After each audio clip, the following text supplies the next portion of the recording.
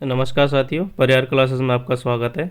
इस वीडियो में हम आधुनिक भारत के इतिहास के 20 प्रश्नों को देखेंगे जिसमें गांधी युग के सवालों को पूछा गया है। तो हमारा सवाल है पहला, महात्मा गांधी ने सत्याग्रह क्रियाविधि सबसे पहले कहाँ पर प्रस्तुत की? तो उन्होंने चंपारण आंदोलन से शुरू की थी सत्याग्रह की शुरुआत। अगला सवाल है हमारा, अंग्रेज पुलिस अफसर कैप्टन सॉन्डर्स किसके द्वारा गोली उनके द्वारा मारी गई थी? तो भगत सिंह ने इनमें गोली मारी थी। अगला सवाल है हमारा, जय हिंद का नारा किसने दिया था? तो ये सुभाष चंद्र बोस जी ने दिया था। अगला सवाल है हमारा, निम्नलिखित में किस वर्ष में मुस्लिम लीग ने एक पृथक राष्ट्र का संकल्प यानी कि पाकिस्तान की मांग की थी? तो वह 1940 में की थी। अगला सवाल है हमारा, वर्ष 1947 के बाद निम्नलिखित में से किस राज्य को भारत संघ में सैनिक कार्रवाई यानी कि बलपूर्वक उसे मिला लिया गया था? तो हैदराबाद को मिला लिया गया था। अगला सवाल है, किसने कहा था कि तुम मुझे खून दो और मैं तुम्हें आज़ादी दूंगा? तो फेमस डायलॉग है, सुभाष चंद्र बोस जी ने दिया था ये। आज़ाद हिंद फौज ने नहीं बनाई थी। अगला सवाल है, देश बंधु की उपाधि किसे दी गई? तो वे देश बंधु कहा गया CR दास जी को, चित्तरंजन दास हैं उनको कहा गया। अगला सवाल है हमारा, कांग्रेस का 1929 का अधिवेशन जिसमें पूर्ण स्वराज की मांग की गई थी, यह कहाँ पर हुआ था? तो लाहौर अधिवेशन है। ठीक है, फिक्स है, याद कर लेना, बहुत इंपॉर्टेंट है।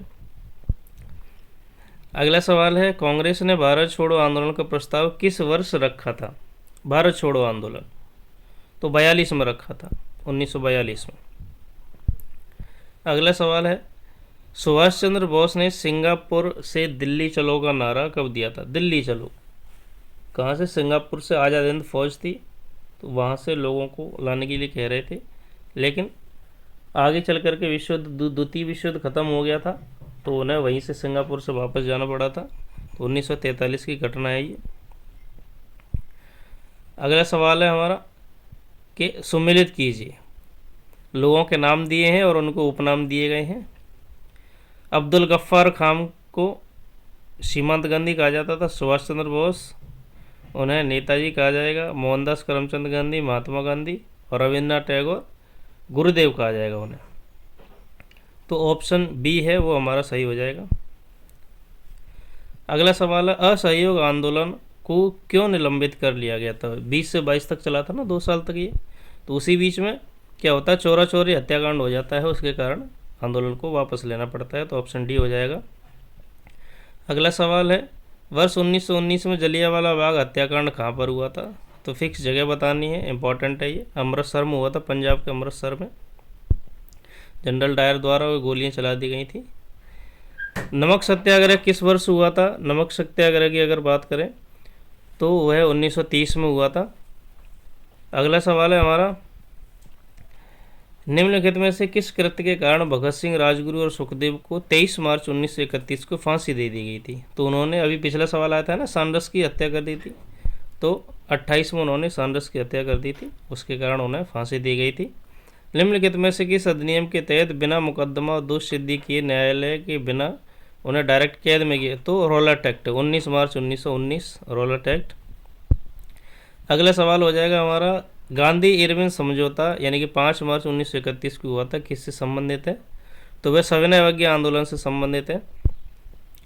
अगला सवाल है हमारा, स्वतंत्र भारत में प्रथम जो गवर्नर जनरल थे वे कौन थे? तो देखो, भारत के नहीं पूछिए, यानी कि भारत निवासी, प्रथम भारतीय नहीं पूछिए, भारत के प्रथम पूछा है। तो माउंटबेटन हो जाएंगे, माउंटबेटन योजना आई थी ना लास्ट में, तो वे हो जाएंगे। अगर भारत के अंतिम गवर्नर जनरल पूछे जाते भारतीय और भारत के अंतिम गवर्नर, तो श्री राम गोपाचारी हो जाते।